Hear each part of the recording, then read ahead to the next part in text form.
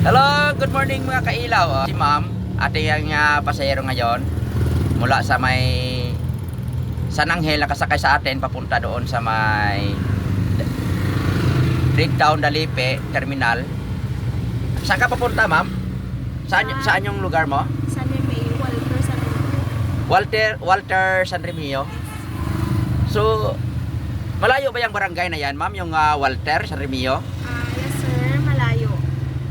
Bali, mga 500 ang pamasahe sa Skylab, alin sa Banwa San Remio, pa Walter. Ba, ang layo-layo pala yan, ma'am. Halimbawa, kung ikaw lang isa, 500 yung pamasahe. Yes sir. Mga ma'am, mula sa bayan ng San Remio, ilang barangay ba yan papunta doon sa Walter? 9 siguro or 8 barangay before makaabot sa Walter. Ang layo pala, no?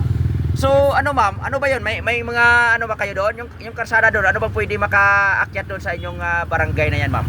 Ano ba sasakyan natin papunta doon? May makasulid naman yung mga sarakyan, may mga truck man itong nag-obra, tapos tinguhaan man nga maging accessible kita na makasulid dito Skylab. Wala ang tinagabiyahe nga jeep, pero may mga sarakyan man nga nag-Rusco hanggang magatukan dito ka namon. Bali may access lang kamo sa may sa transportation, kaso nga lang medyo malayo, medyo mahal yung pamasahe. Pero yung may mga sasakyan naman yung taga doon, meron ng iba na may mga sasakyan din. So ma'am, may kuryente na kayo doon sa Walter? May electricity na kayo doon? Yes since 2015 nag-start. And then nasa kaya magyapon. So okay na yung Walter. So sa nyo ma'am, sa inyong pag-aaral, sa edukasyon ninyo, ano ba yung mga school natin doon? May high school ba tayo? Elementary, high school? Ano ba yun doon, ma'am? Na available? Sa Kadya, may elementary, and then may sa high school, may dyan nga nag-eskwela lang sa next nga barangay, which is ang Sumaray. May di dyan nga barangay nga may dyan school sa Sumaray nga tawagan?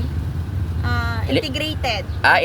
Integrated. Yes, sa Sumaray lang. Ginapanaw lang ang mga estudyante kada aga, tapos paano man mauli high school.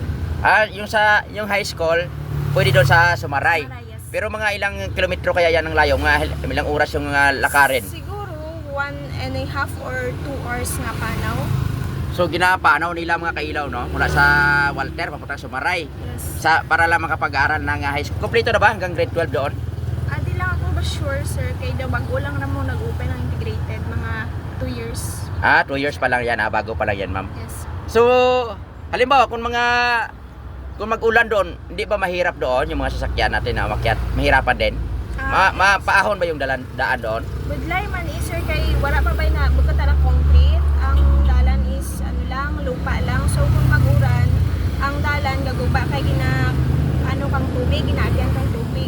Pero kung magamo kaya nga tagiri nito, okay lang man so far. Ano ba yung mga produkto ng taga Walter, ma'am? Ano yung pangunahing mga hanap buhay ng mga kaibigan natin, mga kababayan natin nga taga Walter?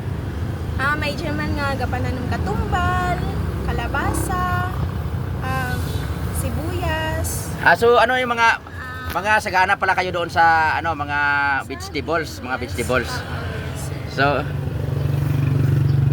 Mama, sino ba yung barangay kapitan natin doon? Ganda pa na ng lugar ng Walter. So i-shout out mo yung barangay kapitan natin doon, ma'am. Sino ba yung barangay kapitan natin doon? Si Barangay Kapitan Bobby Florentino. Shout out kay barangay kapitan Bobby Florentino. Yan.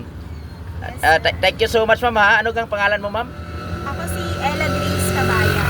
Yan. Sa mga nakikilala kay ma'am, shout out lang. enjoy watching mga kailaw, yung mga pasahero natin dyan sa sunod. Yan, i-interview ko naman kayo kung gusto magpa-interview. Yan. Dito ka ngayon nagtrabaho sa diin, ma'am? Sa Robinsons. Sa Robinson. So di-off mo ka dyan? Yes. Thank you so much. Thank you. May dala pa siya nga ayam, Padala mo na sa Walter? Yes. Thank you, ma'am.